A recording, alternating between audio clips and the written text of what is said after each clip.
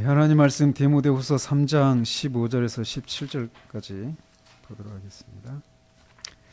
오전엔 디모데전서, 오후엔 디모데후서입니다. 3장 15절에서 17절까지 같이 읽도록 하겠습니다. 또 어려서부터 성경을 알았나니 성경은 능히 너로 하여금 그리스도 예수 안에 있는 믿음으로 말미암아 구원에 이르는 지혜가 있게 하느니라. 모든 성경은 하나님의 감동으로 된 것으로 교훈과 책망과 바르게 함과 의로 교육하기에 유익하니 이는 하나님의 사람으로 온전하게 하며 모든 선한 일을 행할 능력을 갖추게 하려 함이라. 아멘.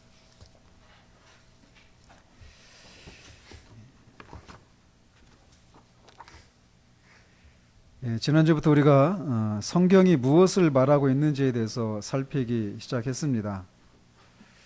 근데 지난주에 이렇게 한번 말씀을 전하고 여러분의 반응을 제가 이렇게 보면서 어렵도다 이 말씀이요.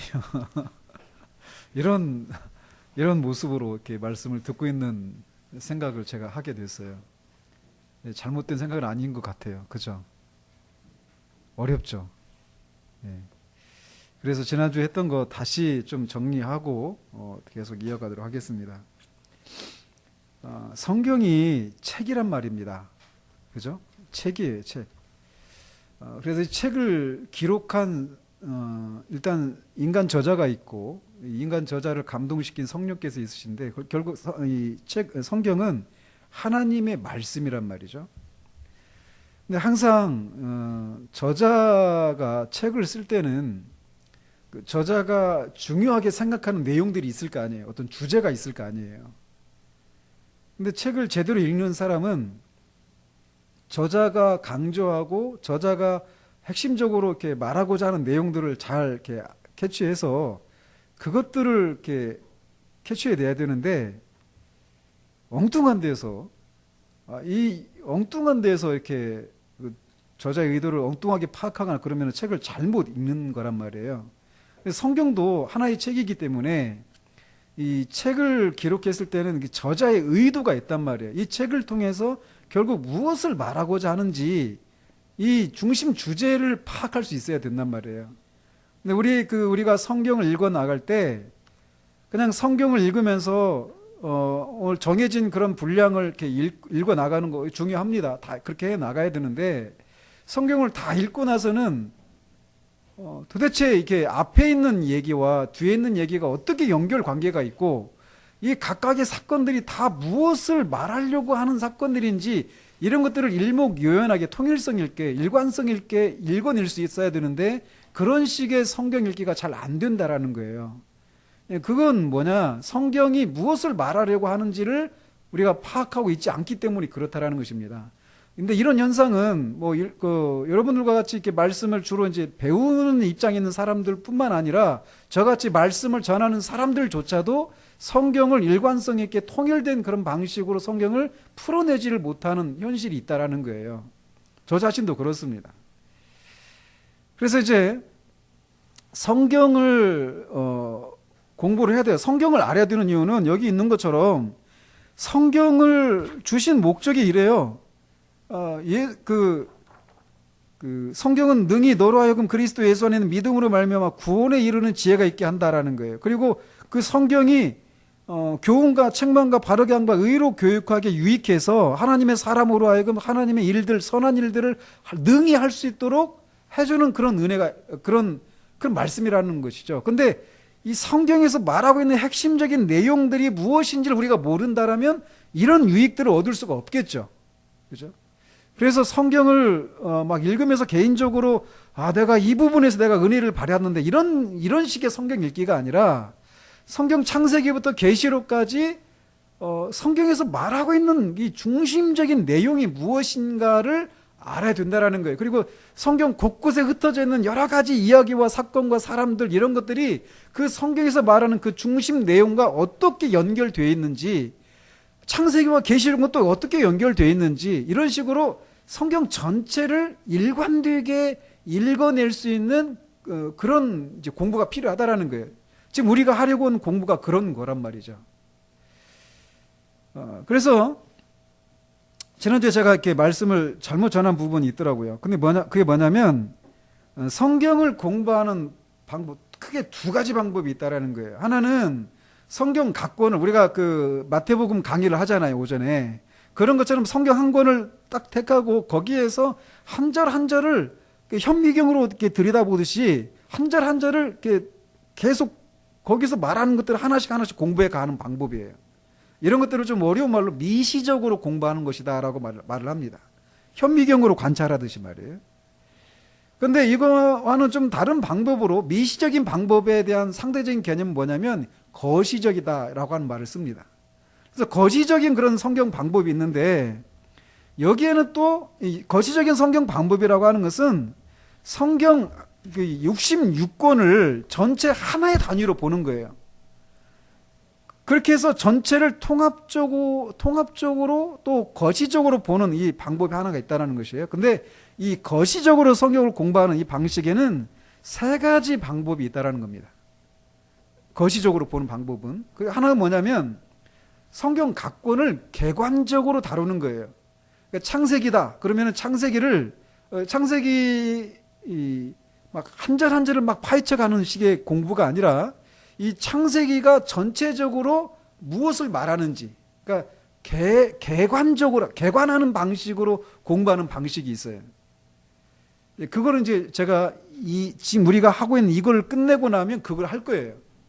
그래서 창세기가 어떤 성경인가, 이거를 한 2주 정도, 성경 각권마다, 분량마다 좀 다른데, 그런 식으로 제가 하려고 합니다. 이 작업을 하려면 2년 걸립니다. 그 작업들. 그리고 또 이제 이렇게 거시적으로 성경 한 권을 개관하는 방식으로 공부하는 방법이 있어요. 또 하나의 방법이 있는데, 그건 뭐냐면 창세기부터 계시록까지를 주제별로 공부하는 겁니다. 그러면 하나님의 속성 하면 창세기에만 나오는 게 아니라 성경 곳곳에 막 흩어져 있단 말이에요. 하나님의 거룩함, 신실함, 자비로우심, 은혜, 공의로우심, 이런 것들이 성경 곳곳에 막 흩어져 있는데, 그런 것들을 주제별로 모아서 공부하는 방식이에요. 이게 교리 공부입니다. 이게 소요리 문답, 이런 게 그런 방식으로 성경을 공부하는 거예요. 그래서 여러분이 교리 공부를 제대로 하잖아요. 교리 공부, 또 조직신학이라고 할 수 있는데, 조직신학을, 교리 공부를 제대로 하면은 뭐 어떤 효과가 있어야 되냐면, 성경이 뭘 말하고 있는지를 이제 알겠다, 이렇게 말하는 거예요. 저는 개인적으로 조직신학을 이제 이렇게 하면서, 개인적으로 공부하면서, 집사님한테도 제가 한 얘기가 그래요. 한 6년 전에, 2010년도에 한 4분 정도 이렇게 조직신학을 그때 몇 달 동안 했거든요. 근데 그거 하면서 제가 어떤 게 생겨났냐면, 이제 창세기를 강의할 수 있을 것 같아. 계시록을 강의할 수 있을 것 같아. 이런 생각들이 일어나는 거예요. 히브리서를 강의할 수 있을 것 같아, 이제. 그러니까 교리 공부를 제대로 하면 그런 효과가 있어야 되는 거예요. 그래서 이렇게 성경 창세기부터 계시록까지 흩어져 있는 그 내용들을 주제별로 공부하는 방식의 그런 방법이 있습니다. 그러니까 이것도 성경 전체를 이렇게 하나로 보고 하는 방법이죠. 거기서 이 주제별로 이렇게 보는 방법이란 말이에요. 또 하나의 방법이 있는데, 지금 우리가 하려고 하는 방법이 이거예요. 창세기부터 계시록까지 시대별로 하나님께서 어떻게 하나님 나라의 역사를 진행시키고 발전시키고 완성시킬 것인가, 이거를 공부하는 방법입니다. 그래서 시간대별로 공부하는 방법이에요. 그래서 이런 방법은 다 필요한데, 그런 얘기를 했고요, 제가. 그리고 성경은 창세기부터 계시록까지 하나의 일관된 이야기를 싣고 있는 역사책이라고 말씀을 드렸어요. 비록 오랜 시간에 걸쳐서, 거의 1600년에 걸쳐서 한 40여 명의 서로 다른 배경을 가진 사람들에 의해서 기록된 책이지만, 창세기부터 계시록까지 하나의 이야기를 기록하고 있는 역사책이라는 거예요. 신기하지 않아요?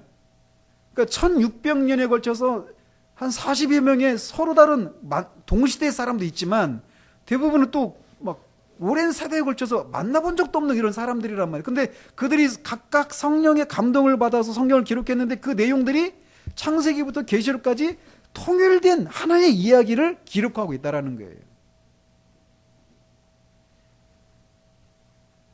그래서 성경에 있는 모든 이야기들이 따로따로 떨어져 있는 그런 얘기가 아니라 이 목걸이를 이렇게 수많은 구슬을 한 가지 끈으로 묶어서 목걸이를 만들 수 있는 것처럼 성경 전체 1189장인데 이 1189장이 마치 목걸이를 구성하고 있는 구슬이라면 이 구슬들을 꿰는 한 가지 일관된 이야기가 있다라는 거예요. 일관된 역사가 성경 전체에 흐르고 있다라는 거예요. 그 사실을 알고 성경을 읽어야 성경을 제대로 이해할 수 있다라는 것입니다.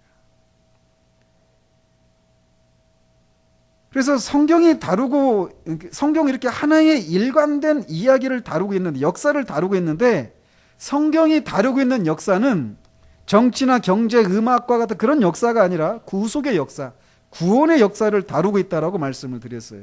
그래서 줄여서 구속사, 구원사라고 말한다고 말씀드렸습니다. 그런데 이제 이 성경이 이렇게 구원의 역사라고 하는 것을 다루고 있는 역사책이란 말이에요. 그런데 그 구원의 역사, 구속사 또는 구원사라고 하는 이 용어 자체가 그 용어를 쓰는 게 맞는가, 합당한가, 적절한가 이런 의문이 생긴다라고 말씀드렸죠. 왜냐? 구원 또는 구속이라고 하는 말은 주로 인간의 구원과 관련된 이게 제한된 용어이기 때문에 그렇다라는 거예요. 성경에는 인간의 구원에 대한 얘기만 있는 게 아니란 말이에요. 하나님도 계시고 이 천지 창조, 이 우주도 있고 이런 막 일반 역사 이런 내용들까지 다 포함하고 있단 말이에요. 넓은 수많은 그런 내용들을 담고 있는데 구속 또는 구원 이 얘기로 그 내용들을 다 담아내기는 제한이 됐단 말이에요. 그래서 구속사 또는 구원사 이런 말을 쓰는 게 적당한가 이런 질문이 생긴다라고 말씀드렸어요.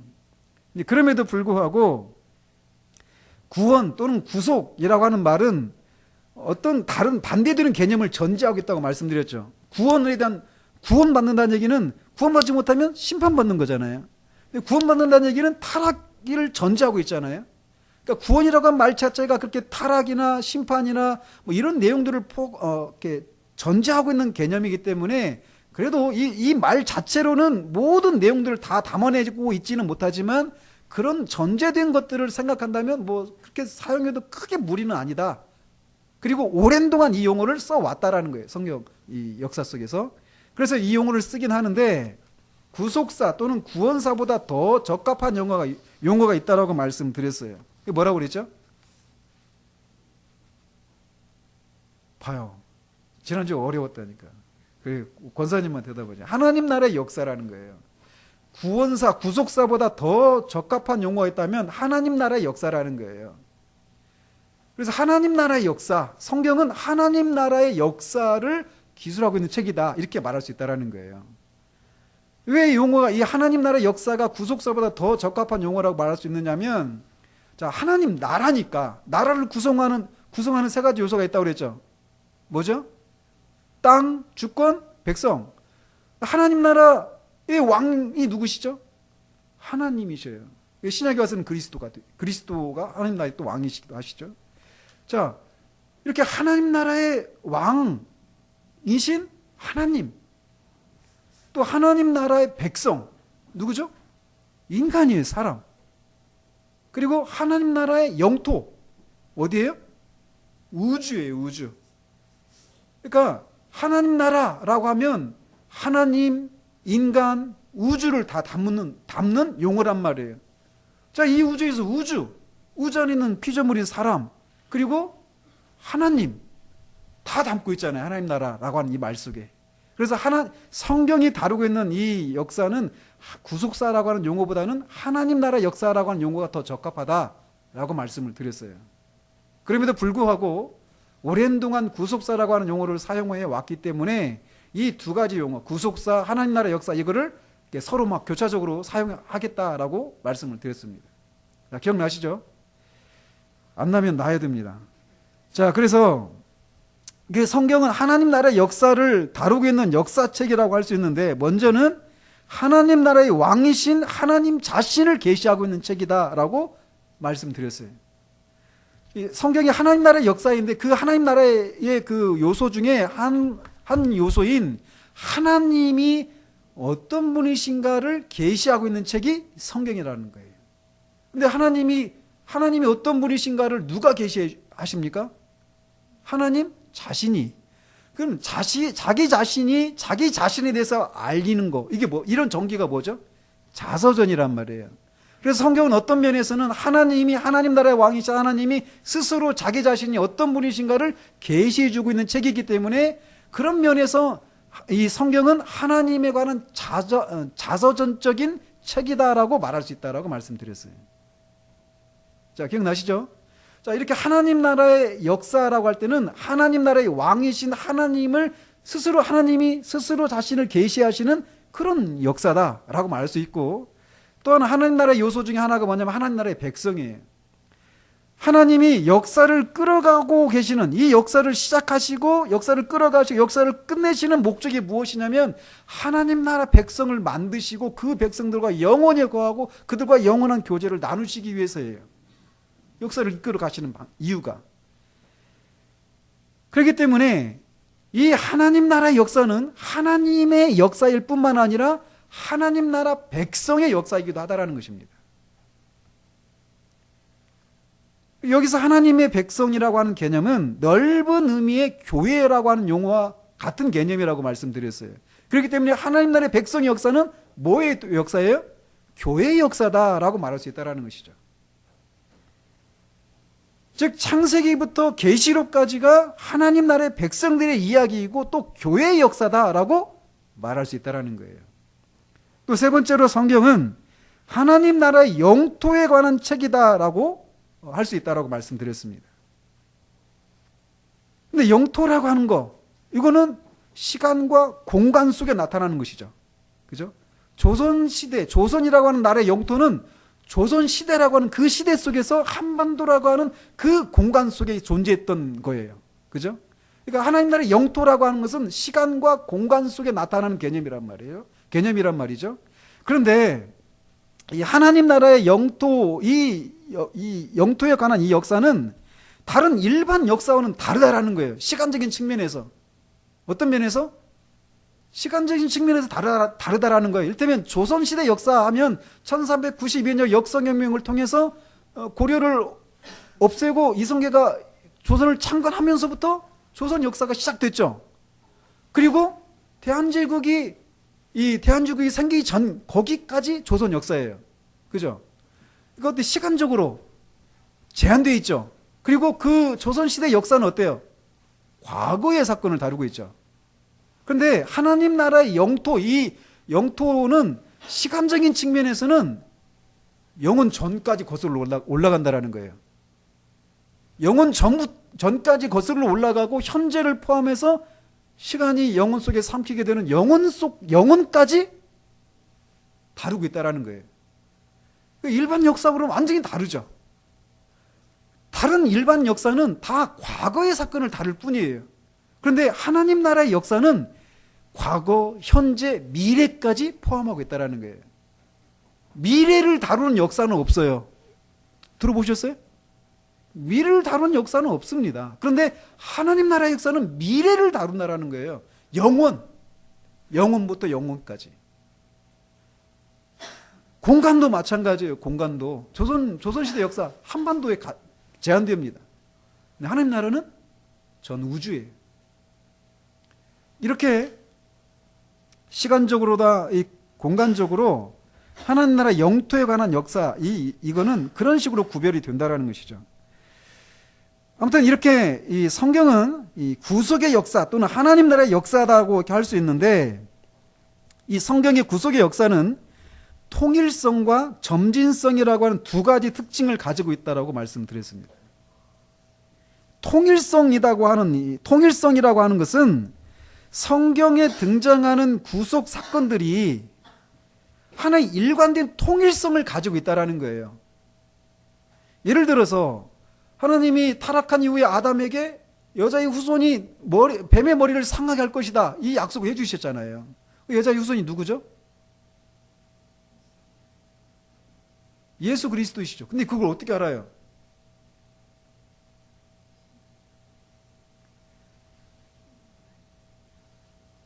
그 아담에게 약속하신 구원에 대한 그 약속을 해주셨는데, 그 약속하고 또 12장에 보면 창세기 12장에 보면 아브라함을 부르시잖아요, 하나님께서. 그리고 그에게 약속을 하셔요. 너희 큰 민족을 이루게 하겠다. 그리고 이 땅을 차지하게 하겠다. 근데 그 약속이 아담에게 한 약속과 연결이 돼 있다는 거예요. 연관이 있다라는 거예요. 아담에게 한 말씀, 아브라함에게 한 말씀, 모세에게 한 말씀, 다윗에게 하신 말씀, 이런 것들이 다 연결이 되어 있다라는 거예요. 단지 아브라함이 이렇게 신앙생활을 했으니까 우리도 그렇게 신앙생활하자, 아브라함이 신앙을 본받고 이런 요소도 있어요, 분명히.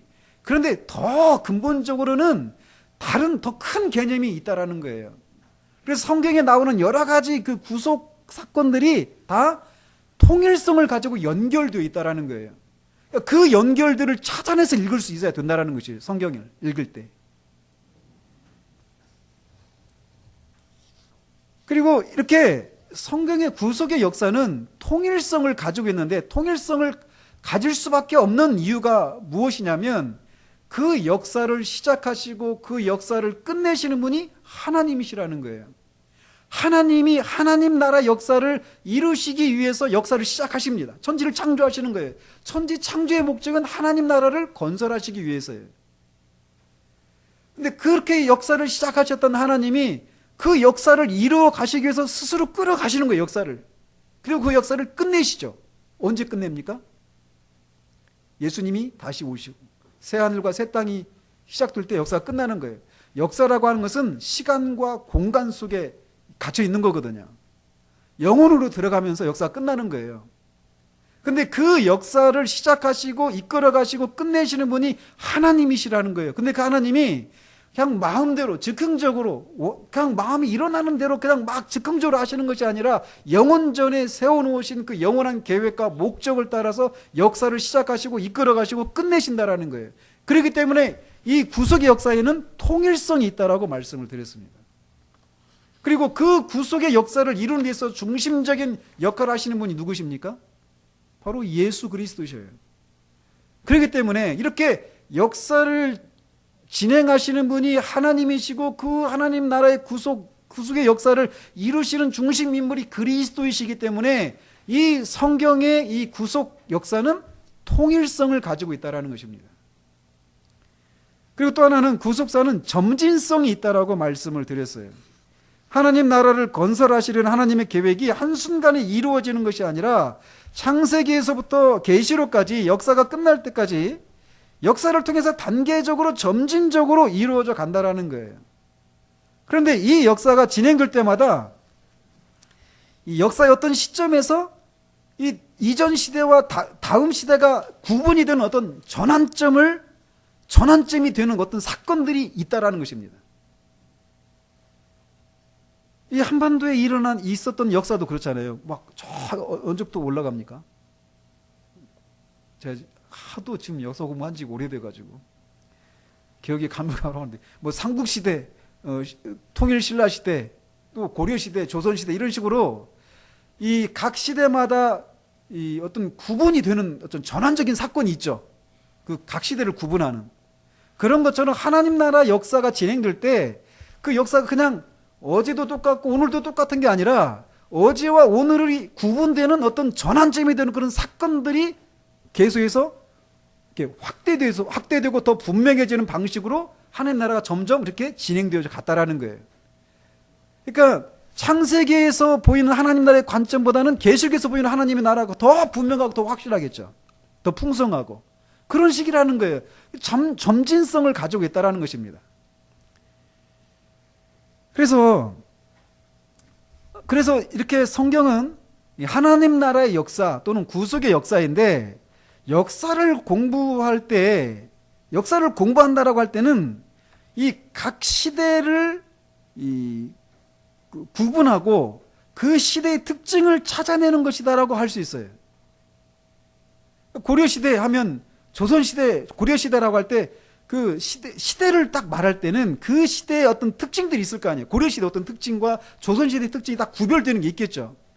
그 시대를 이전 시대와 이후 시대가 구분되는, 차이가 있게 만드는 그 역사적인 어떤 전환점이 되는 그 사건들을 중심으로 시대를 구분하고 그 각 시대의 특징을 찾아내는 방식으로 역사 공부를 해나가는 거란 말이에요. 역사를 공부할 때는. 그런 것처럼 성경도 하나님 나라의 역사이기 때문에 이 성경을 잘 이해하기 위해서도 시대를 구분하는 그런 것들이 굉장히 중요하다라는 것입니다. 그래서 성경을 그냥 이제 구분하는 거예요. 성경을 잘 이해하기 위해서. 성경을 구분하는, 시대를 구분하는 가장 간단한 구분법이 뭡니까? 성경을 네, 신약과 구약이에요. 그래서 이 일은 예수님 오시기 전에 있었던 일이다. 예수님 이후에 있었던 일이다. 이런 식으로 구분하는 방법이 있어요. 그것도 이런 구분도 어느 정도 유익이 있습니다. 그러나 성경을 이해하기에는 부족한 점이 있다라는 거예요. 그냥 신약과 성경은 구약 옛 언약이 있고 새 언약이 있다. 이런 식으로 이해하는 것으로는 성경에서 흐르고 있는 일관된 그 이야기, 역사를 이해하기에는 부족함이 있다는 말이에요. 그래서 조금 더 이제 일반적인 그런 시대 구분법이 있는데 그게 뭐냐면 네 가지로 구분하는 거예요, 성경을. 뭐라고 그랬죠? 창조, 타락, 구속, 완성. 이 관점으로 성경을 보는 거예요. 그러니까 하나님 나라가 완성되기 위해서는 뭐가 필요해요? 가장 먼저 창조가 돼야죠. 창조가. 공간을 창조해야 되고 그 공간을 채우는 그런 피조물들, 그 모든 피조물들을 다스리고 하나님의 명령을 받아서 하나님의 대리 통치를 해야 될 인간들, 이런 것들이 필요한 거예요. 그래서 그 하나님 나라의 그 구속의 역사를 가장 시대를 구분하는 가장 네 가지 구분법인데 가장 먼저는 창조를 다루고 있다라는 거예요. 성경에서 창조에 관한 장이 어디입니까? 창세기 몇 장? 1장, 2장까지예요. 그러니까 2장은 인간 창조를 또 상세하게 풀어놓은 거잖아요. 그러니까 창세기 1장, 2장에서 창조를 말하고 있는 거예요. 하나님 나라를 건설하시기 위해서 하나님이 천지를 창조하신 얘기, 그리고 하나님 나라의 백성을 만드시기 위해서 인간을 창조하신 이야기, 그리고 그 얘기들이 창조에 해당되는 거죠. 근데 그 하나님 나라에 반역이 일어났어요. 나 하나님의 통치를 받고 싶지 않다. 나도 하나님과 같이 대해서 하나님과 같은 그런 권리를 행사하겠다. 반역이 일어난 거예요. 쿠데타가. 그걸 뭐라고 합니까? 타락이라고 하는 거예요. 그 타락은 어디에 다루고 있어요? 창세기 3장 1절에서 14절까지죠. 그리고 타락이 일어나고 나서 곧장 하나님은 구원에 대한 약속을 해주시죠. 아담에게. 그게 창세기 3장 15절이에요. 그 구속에 관한 이야기, 여자의 후손이 와서 뱀의 머리를 상하게 할 것이다. 처음에 그게 여자의 후손이 아담이 예수님이구나 알았을까요? 몰랐어요. 아브라함은 그러면 예수님이구나 이렇게 구체적으로 우리가 알듯이 알았을까요? 모른단 말이에요. 근데 그 내용을 점점 확대해가고 더 구체화시켜 가는 거예요. 역사를 진행 과정 속에. 그런데 이렇게 타락이 있고 타락한 이후에 하나님께서 타락한 인류를 구원하실 분을 보내주시겠다. 오늘 오전에 했잖아요. 그리스도 예수께서 죄인을 구원하시기 위해 세상에 임하셨도다. 그 예수님을 보내주시겠다는 약속을 하시죠. 구속이에요. 근데 예수님이 오시죠. 근데 예수님은 두 번에 걸쳐서 오신단 말이에요. 초림과 재림이죠. 근데 재림은 무엇을 위해서 오시는 거예요?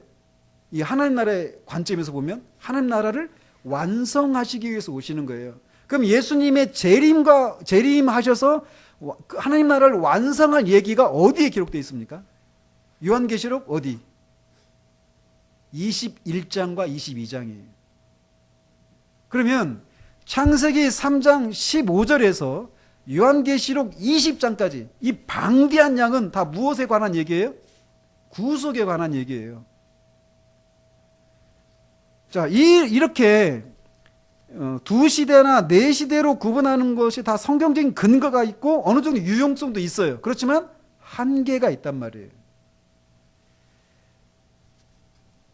그래서 이 성경 분량도 창조, 창세기 1장, 2장, 타락, 창세기 3장, 특별히 14절까지, 그리고 구속은 창세기 3장 15절부터 계시록 20장까지, 그리고 새 창조 또는 완성은 계시록 21장, 22장에 기록되어 있다는 것입니다.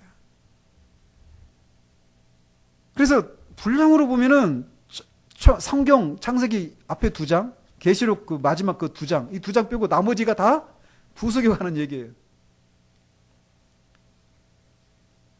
그러니까 이 부분들을 창세기 3장 15절부터 계시록 20장까지를 이해하기에는 거기에 너무 또 많은 중요한 얘기들이 섞여 있잖아요. 그렇기 때문에 조금 더 이 세분할 필요가 있다는 것이죠. 그래서 이 부분들을 이제 여러 방식으로 이제 성경학자들이 그를 이제 분해를 해가지고 구분을 해가지고 좀 더 성경을 잘 이해할 수 있기 위한 그런 시도들을 해왔어요. 근데 제가 이제 이번에 그 백검사 목사님이 하는 그 성경의 맥이라고 하는 그 성경 세미나에서 그분이 다루고 있는 것이 이 창세기부터 계시록까지를 2시대나 또는 4시대로 나누는 것이 아니라 10시대로 나누어서 성경을 이렇게 보는 방법입니다. 그래서 성경을 어떤 식으로 나누느냐, 오늘 또 다 못할 것 같습니다. 처음에 창조시대예요. 창조시대. 그래서 성경으로 따지면 창세기 1장, 2장에 해당되는 겁니다. 그래서 이 창조시대는 창조부터 아담이 타락하기 전까지를 다루고 있는 시대. 그 시대에 하나님 나라에 관련해서 하나님이 무엇을 하셨냐면 하나님 나라의 설계도를 작성한 시기다, 이렇게 말할 수 있다는 거예요. 자, 하나님 나라의 설계도다 이렇게 말하면 2장에서 하나님이 뭘 하셨죠? 아담을 창조하시고 그걸 어디에 두셨어요? 에덴 동산에 두셨어요. 그러니까 그게 하나님 나라의 모형이라는 것이죠. 그게 하나님 나라의 모형이 뭐예요? 하나님 나라가 뭐라고 그랬어요? 아까 말씀드린 것처럼 하나님 왕이신 하나님 주권이 있고, 그 다음에 백성이 있고, 그 다음에 땅이잖아요. 그러면 땅은 아시겠죠? 에덴 동산이에요. 백성 아담과 하와 둘이었어요, 맨 처음에. 그리고 그들이 하나님의 명령을 받아서 살았잖아요. 명령이 뭐예요? 다 따먹어라, 다 먹어라, 마음대로 해라. 다만 선악을 알게 하는 과실을 따먹지 마라. 그게 하나님의 법이었어요. 그 주권이라고 하는 것은 주권자의 그 명령을 따라서 그 명령이 실천될 때 그 주권이 실현되는 거란 말이죠.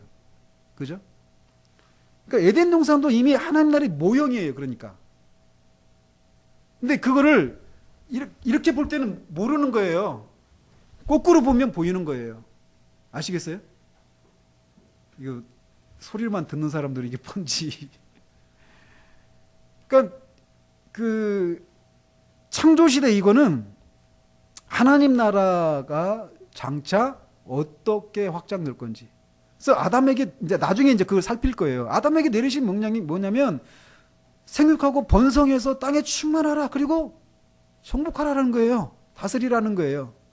그러니까 너희가 지금 에덴 동산에서 내 통치를 받아서 여기서 나의 통치를 받는 그 현실이 에덴 동산에 실현되는 것들, 이것을 계속 확장해 가라는 거예요. 사람을 계속. 그래서 지구를 충만하게 채우라는 겁니다. 그리고 그 하나님의 통치를 받는 하나님의 백성들이 땅에 충만하게 하라는 거예요. 그리고 그들의 섬김을 통해 하나님이 땅속에 숨겨놓으신 그 부하들을 발견해내고 그 창조자가 얼마나 뛰어나시고 얼마나 영광스러우시고 얼마나 존귀하신 분인가를 그들이 드러내려는 거예요. 그 에덴 동산에서 하나님이 그들에게 주신 그 짧은 기사 속에 그런 내용들이 포함되어 있다는 거예요. 근데 그게 어떻게 읽혀요? 거꾸로 보는 거예요. 거꾸로. 하나님 나라가 완성되었을 때 그 모습을 가지고 거꾸로 비춰보니까, 아, 이때 하나님 나라의 설계도를 그때 하나님이 작성하고 계셨구나. 그 내용을 다루고 있는 그 부분이 창세기 1장, 2장이라는 거예요. 그리고 그거를 창조시대다 이렇게 이름을 붙이자라는 거죠. 그 다음에 중요한 사건은 뭐냐면 아담이 타락한 사건이에요. 아담이 타락하고 타락한 이후부터 이 노아까지 이 시대를 이 아담 시대다 이렇게 이름을 붙이자고 합니다. 그러니까 창조 시대, 그 다음에 아담 시대예요. 그러니까 아담이 타락한 이후부터 노아까지 성경을 가지고 보면은 어디까지냐면 창세기 3장부터 창세기 5장까지예요. 노아의 홍수가 6장부터 시작되거든요. 창세기 3장에서 5장까지 이 얘기는 하나님 나라의 관점에서 보면 하나님 나라에서 반란이 일어난 거예요. 하나님 나라의 반란과 심판에 대한 얘기가 창세기 3장에서 5장까지 있는 얘기고 그 시대를 이름해서 아담 시대다. 그러니까 그 시대 처음 시작하는 사람 이름을 붙여서 이렇게 아담 시대다 이렇게 이름하자 이렇게 얘기하는 겁니다. 창조 시대, 아담 시대. 그 다음에 이 노아 그 다음에 중요한 사건은 무엇이냐면 노아의 홍수 이후에 가장 중요한 사건은 뭐냐면 아브라함을 하나님이 부르시는 사건이에요. 근데 아브라함을 하나님이 11장 말미에 아브라함 이름이 등장하고 12장에 본격적으로 이제 부르시는데 창세기 6장부터 11장까지가 노아부터 아브라함을 부르시기 전까지 시대예요. 그래서 이 시대를 처음 시작하는 사람의 이름을 따서 노아 시대다 이렇게 부르자라는 거예요. 창조 시대, 아담 시대, 노아 시대. 근데 이 노아 시대가 무엇을 말하느냐면 언젠가도 제가 설교하면서 잠깐 이렇게 말씀을 드렸지만 이 노아 홍수는 장차 하나님이 이 세상을 심판하시고 어떻게 됩니까? 예수님이 오셔서 심판하시죠. 그리고 나면 나중에 어떻게 됩니까? 무엇이 열려요? 새 하늘과 새 땅이 시작이 되는 거예요. 새 창조가 시작되는 겁니다. 영원이 시작되는 거예요. 자, 홍수 사건이 그것을 보여준다라는 것이죠. 노아의 홍수 이전에 백성들이 막 나면서부터 그 마음이 악하고 다 타락했어요. 그 타락한 세상을 하나님이 홍수로 다 심판하시죠. 심판하시고 나서 그 심판이 끝나고 그 방주에서 나왔을 때 노아가 바라보는 하늘과 노아가 바라보는 땅은 이전의 땅과 이전의 하늘이 아니에요. 그 사건은, 그래서 노예 홍수 이 사건은 장차 이 세상을 주님이 오셔서 다 심판하시고 불로 심판하시고 새 하늘과 새 땅을 열 것에 대한 모형인 거예요. 그래서 그 시대를 결국 하나님 나라의 청사진을 제공하고 있는 시대라는 거예요. 그 시대가. 그래서 그 시대를 노아 시대다 이렇게 말하자라는 것입니다. 그러니까 이게 창세기 6장에서 11장까지예요. 그리고 11장 다음에는 몇 장입니까? 아이고 잘하셨습니다. 12장입니다. 12장부터 거기서 누구를 부르시냐면 아브라함을 부르시는 거예요. 아브라함을 부르신 이후에 또 가장 중요한 인물이 누구냐면 모세예요. 그래서 아브라함을 부르시고 나서 모세를 부르시기 전까지 시간, 이 시대를 누구 시대라고 해야 될까요? 아브라함 시대. 예, 따라 보시는군요. 그래서 이건 뭐냐? 이 아브라함 시대, 이거는 성경을 가지고 보면은 창세기 12장부터 50장까지예요. 그래서 이 시대는 하나님 나라의 관점에서 보면 어떤 것을 보여주고 있느냐면 하나님 나라의 백성의 모형을 보여주고 있는 거예요.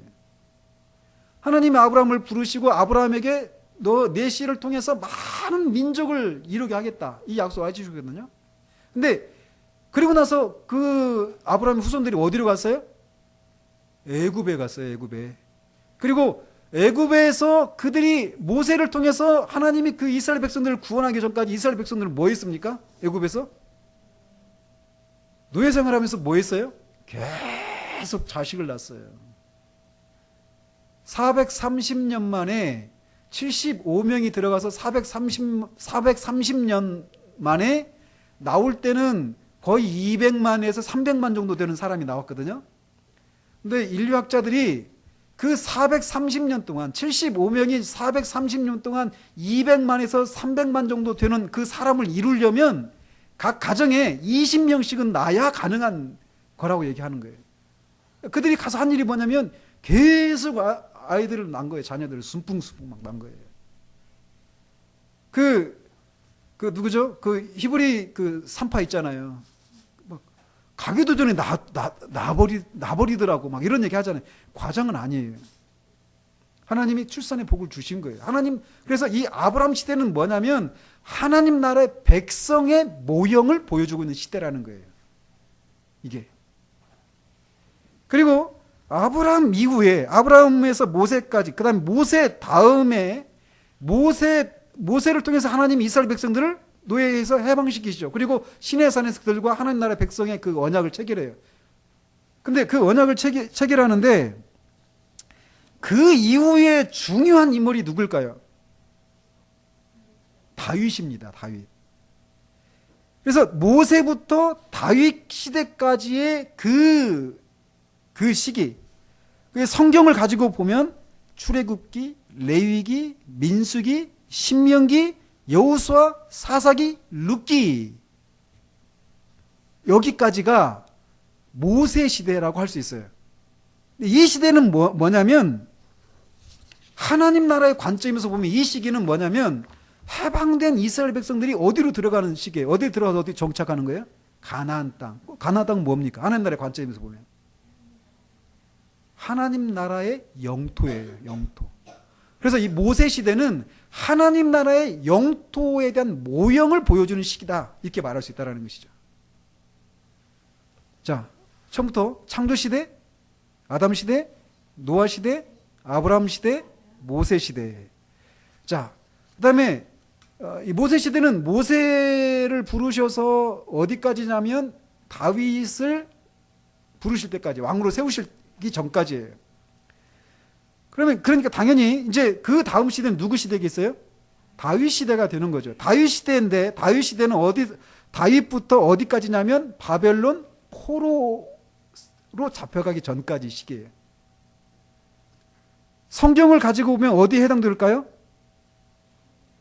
자, 아까 출애굽기, 레위기, 신명기, 민수기, 신명기, 여호수아, 사사기, 룻기까지였죠. 모세 시대가. 다윗 시대는 어디까지냐면 사무엘 상하, 열왕기 상하, 역대 상하, 그리고 시편, 잠언, 전도서 아가, 여기까지가 다윗 시대라고 할 수 있어요. 성경을 가지고 보면. 근데 이 다윗 시대는 하나님 나라의 관점에서 보면 뭐에 해당될까요? 아까 하나님 나라의 백성 나왔고 하나님 나라의 땅 나왔어요. 여기는 뭘까요? 하나님 나라의 왕, 하나님 나라의 왕권. 하나님이 다윗을 통해서 다윗 왕국, 내 영원한 왕국을 세우게 하겠다고 약속해 주시잖아요. 그게 뭐냐면 하나님 나라의 왕권이에요. 주권이에요. 그래서 다윗이 뭐예요? 하나님을 대리 통치하는 거예요. 하나님을 대신해서 하나님 백성을 다스리는 거예요. 그 일을 잘하면 선왕이고 그 일을 못하면 악한 왕이 되는 거예요. 그래서 이 다윗 시대는 하나님 나라의 왕권의 모형을 다루고 있는 시대다. 이렇게 말할 수 있다는 것이죠. 자, 그 다음에 바벨론 포로로 잡혀가죠. 그 시대를 포로 시대라고 그래요. 포로 시대는 어디까지 시작될까요? 포로 시대는 바벨론 포로로 잡혀가고 나서 그 다음에 예수님이 오시기 전까지, 나머지 구약 시대죠. 실제적으로 이들이 바벨론의 포로 생활했고 그 다음에 어디로? 페르시아, 그 다음에 헬라, 그 다음에 잠시 독립했다가 그 다음에 로마의 식민지 생활한단 말이에요. 그 시기를 포로 시대라고 하는데 그 시기는 어떤 시기냐면, 자, 하나님 나라의 모형이 뭐였어요? 아까 하나님 나라의 관점에서 모형적인 이 세 시대가 있었죠. 아브라함 시대에 하나님 나라의 백성의 모형, 모세 시대에 하나님 나라의 땅의 모형, 다윗 시대에 하나님 나라의 주권, 이 모형이 포로 시대는 어떻게 됐어요? 이게 다 무너져 버린 거예요. 포로 생활하면서 다 뿔뿔이 흩어져 버렸잖아요. 주권도 뺏기고 땅도 뺏기고 백성들이 흩어져 버린 거예요. 그래서 그 포로 시대가 하나 있습니다. 그리고 나서 모형을 파괴했으니까 이제 뭐가 필요한 거예요? 이제 모형은 파괴됐으니까 진짜가 와야 되는 거예요. 진짜. 그러니까 원형이라고 하죠. 모형에 대한 이 상대적인 개념이 원형을 건설하는 준비 시간이에요. 이 포로 시대가. 그러니까 거기에는 하나님 나라의 그 모형이 파괴되는 그런 슬픔도 있지만 그 파괴는 또 무엇을 위한 파괴예요? 진짜 원형을 건설하기 위한 파괴인 거예요. 그래서 그 포로 시대에 하나님이 나중에 살피겠지만 에스겔이나 이 예레미야를 통해서 새 언약을 체결하시죠. 지난주 우리가 그 마태복음 강의하면서 살폈죠. 뭐예요? 이스라엘 백성들을 새 출애굽을 시키겠다라는 거예요. 그죠? 일주일밖에 안 됐어요. 지난주에 한 거예요. 그리고 그들에게 새 마음을 주고 새 영을 주겠다라는 거예요. 네? 그러니까 그 시대는 새 언약에 대한 예고가 있는 거예요. 그 시대, 포로 시대 때. 하나님 나라의 모형이 파괴되기도 했지만 하나님 나라의 원형을 건설하기 위한 약속도 주신 시기예요. 그 시기가. 나중에 보겠지만 한편에는 그 심판에 대한 그런 개념도 있지만 또 한편에는 소망을 약속하고 있는 거예요. 하나님이 일하시는 방식이 그래요. 우리가 어떤 손해를 보면 어떤 고난을 겪으면 힘들고 고통스럽죠. 근데 그 속에 소망이 있는 거예요. 또. 파괴와 함께 창조에 대한 약속을 하시는 거예요. 자, 그리고 나서 중요한 시기, 포로 시대가 아까 예수님 오시기 전까지 시대라고 그랬죠. 그럼 그 다음 시대는 누구 시대일까요? 예수님 시대인 거예요. 예수님 시대는 어디부터 어디까지일까요? 마태복음부터 요한복음까지. 예수님 시대. 자, 예수님 시대는 말 그대로 예수님이 이 땅에 오셔서 십자가에 죽으시고 부활하시고 승천하시기 전까지의 시기예요. 그러니까 이 땅에 계시는 시대예요. 그 시대를 예수님 시대라고 이름을 붙이자라는 겁니다.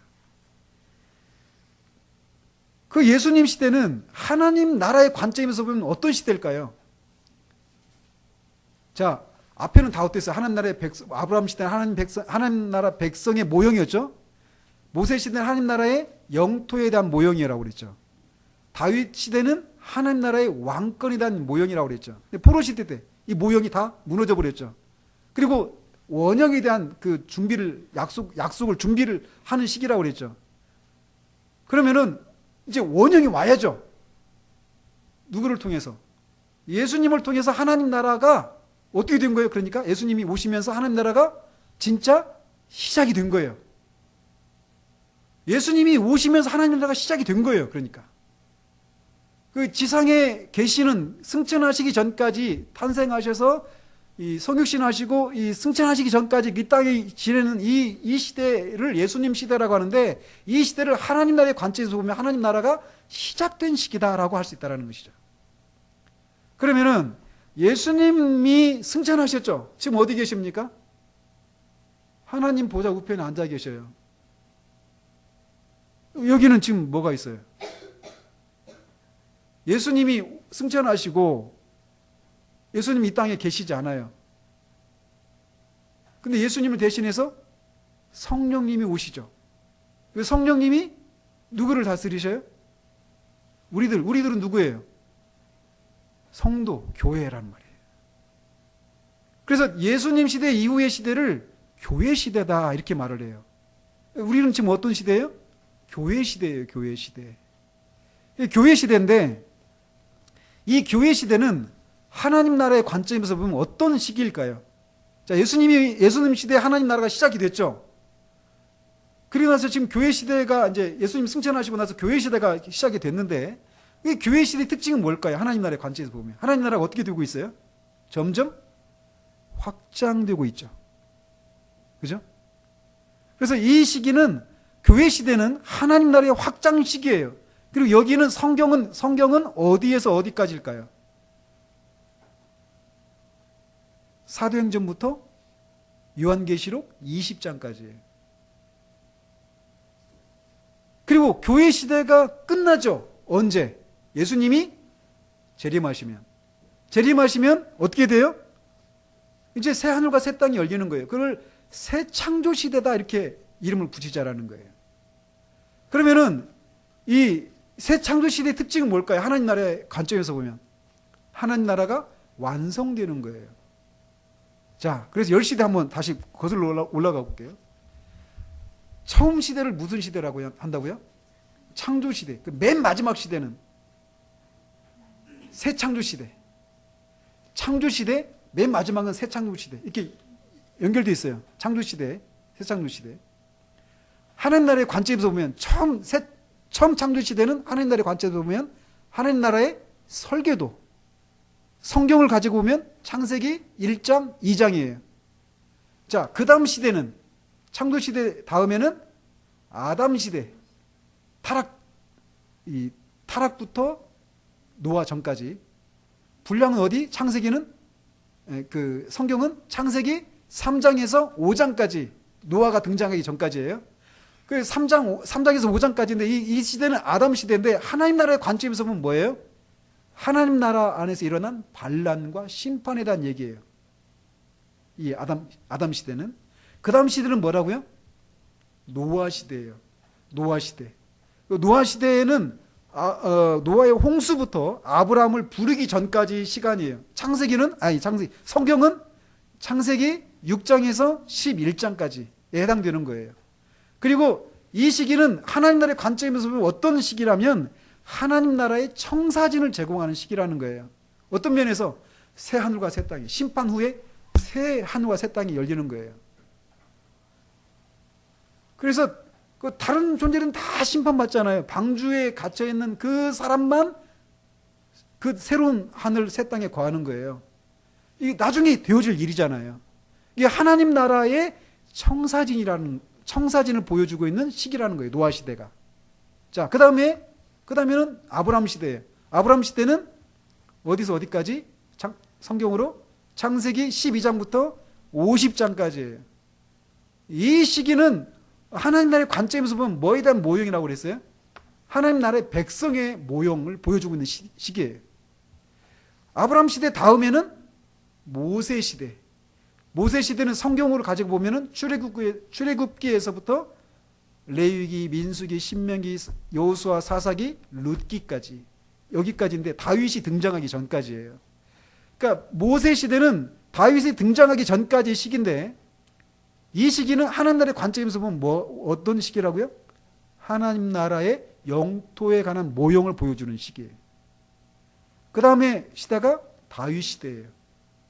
다윗 시대는 성경을 가지고 보면 사무엘 상하, 열왕기 상하, 역대 상하, 시편, 잠언, 전도서, 아가서까지. 그래서 성경을 보면 그런 시대고 성경을 가지고 보면 거기까지 해당되는 거고 그 시대는 하나님 나라의 관점에서 보면 어떤 걸 보여주는 시기라고요? 하나님 나라의 왕권에 대한 모형을 보여주는 시기예요. 그 다음 시대는 누구 시대예요? 포로 시대. 제가 함정을 팠어요. 누구 시대 하니까 사람을 찾아야 되는데 다윗 시대 다음에는 포로 시대. 그래서 여기는 성경을 가지고 보면은 어디예요?